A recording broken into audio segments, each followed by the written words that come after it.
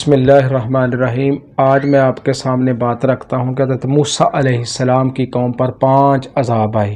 ان 5 کا ذکر سورۃ الاعراف کی آیت نمبر 133 میں ہے۔ ارشاد ربانی ہے فَأَرْسَلْنَا عَلَيْهِمُ الطُّوفَانَ وَالْجَرَادَ وَالْقُمَّلَ وَالضَّفَادِعَ وَالدَّمَ آيَاتٍ مُفَصَّلَاتٍ فَاسْتَكْبَرُوا وَكَانُوا قَوْمًا مُجْرِمِينَ۔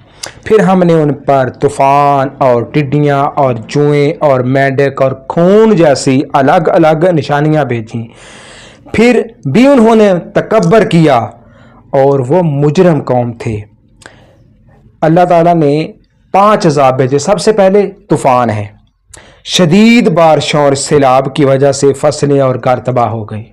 نمبر 2 ٹڈی دل یعنی کہ ٹڈیوں کا عذاب۔ ٹڈیوں کے لشکر نے کھڑی فصلیں، پھل اور گھروں کا اناج ختم کر دیا، ہر چیز انہوں نے تباہ و برباد کر دی، تہس نہس کر کے رکھ دی۔ نمبر 3 جوئیں، ان کے سروں، کپڑوں اور کھانوں میں جوئیں پڑ گئیں جس سے ان کی زندگی اجیرن ہو گئی۔ آج بھی اگر کسی کے سر پہ جوئیں ہوں، لیکھے ہوں، کوئی ان کے پاس نہیں بیٹھنے تھا، نظر آ جائے نا کہ ان کے سر پہ جوئیں ہیں، ان کو کوئی پاس بٹھانا پسند نہیں کرے گا۔ اس لیے اسلام صفائی ستھرائی کا درس دیتا ہے۔ نمبر 4 مینڈک، مینڈکوں کی بہتات تھی جو کھانے اور برتنوں تک میں گھس جاتے تھے۔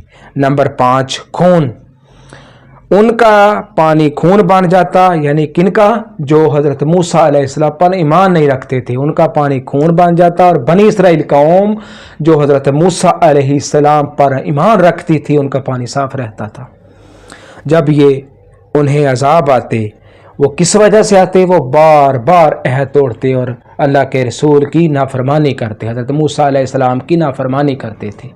یاد رکھیں، وہ جب بھی کوئی عذاب آتا تو وہ بھاگ کے حضرت موسیٰ علیہ السلام کی بارگاہ میں چلے جاتے، علیہ السلام کی بارگاہ میں جا کر ایمان لانے کا وعدہ کرتے، آپ کی بات ماننے کا وعدہ کرتے، اللہ کی آیات ماننے کا وعدہ کرتے، مذاق کرنے سے باز رہنے کی بات کرتے تو عذاب ٹال جاتا۔ اللہ کے نبی دعا فرماتے کہ اللہ تعالیٰ عذاب ختم کرتا تھا۔ 5 عذاب اسی طرح ختم ہو گئے کہ وہ اللہ کے رسول کی بارگاہ میں، حضرت یعنی کہ موسیٰ علیہ السلام کی بارگاہ میں وہ قوم چلے جاتی تو عذاب ختم ہو جاتے۔ آج بھی ہمیں یہ آیت درس دے رہی ہے کہ آج اگر ہم پر کوئی مصیبت آ پڑے، ہم کسی مشکلات میں گر جائیں تو پھر ہم نے کہاں جانا ہے؟ ہم نے بھی اپنے نبی کی بارگاہ میں چلے جانا ہے، وہاں سے ہماری حاجتیں پوری ہوں گی۔ حاجتیں پوری کون کرے گا؟ اللہ کرے گا۔ کب کرے گا؟ جب ہم نبی کی بارگاہ میں چلے جائیں گے۔ اور کچھ لوگوں کا یہ اگر نظریہ ہے کہ ہمارے لیے خانہ کعبہ ہی کافی ہے، ہم کعبہ سے ہو کے آ جائیں گے، نبی کے در پہ نہیں جائیں گے، نبی کے در پہ جب تک نہیں جائیں گے تو آپ کی مرادیں پوری نہیں ہوں گی، آپ کا ایمان ہی نامکمل رہے گا جب تک آپ نبی کی بارگاہ میں نہیں جاتے۔ یہ حضرت موسیٰ علیہ السلام کی قوم کا واقعہ جو ہے ہمیں یہ درس دے رہا ہے کہ جب وہ کسی مشکلات میں گر جاتے تو وہ اپنے نبی کی بارگاہ میں چلے جاتے۔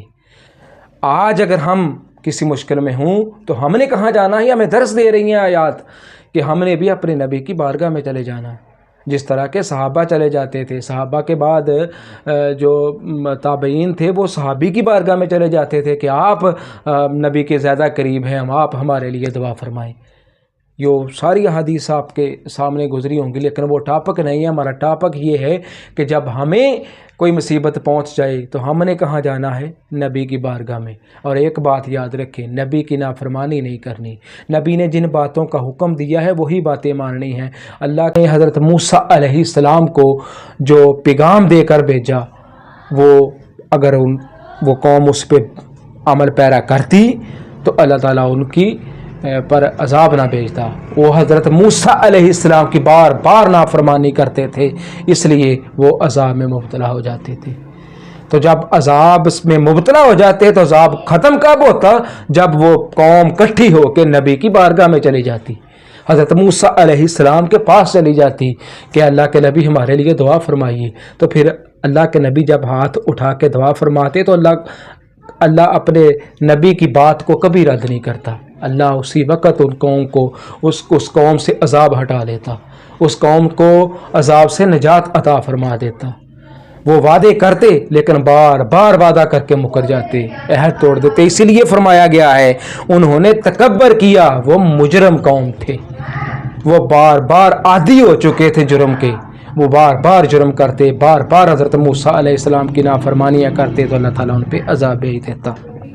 یہ ہمیں یہاں پہ درس ہے کہ اگر ہم کسی مشکلات میں ہیں، ہم اللہ کے رسول صلی اللہ علیہ وسلم کی نافرمانی کریں گے، تو ہم پر بھی طرح طرح کے، ہم یہ دیکھیں وہ قوم پر جب پہلے تھے نا وہ عذاب آ جاتے تھے، تو عذاب ختم کب ہوتے تھے؟ جب وہ نبی کی بارگاہ میں چلے جاتے تھے۔ آج ہمیں بھی یہی درس ہے کہ ہم نے بھی نبی کی بارگاہ میں جانا ہے۔ نبی کی بارگاہ کا انکاری دنیا میں بھی ذلیل و خوار ہوگا اور آخرت میں بھی ذلیل و خوار ہوگا۔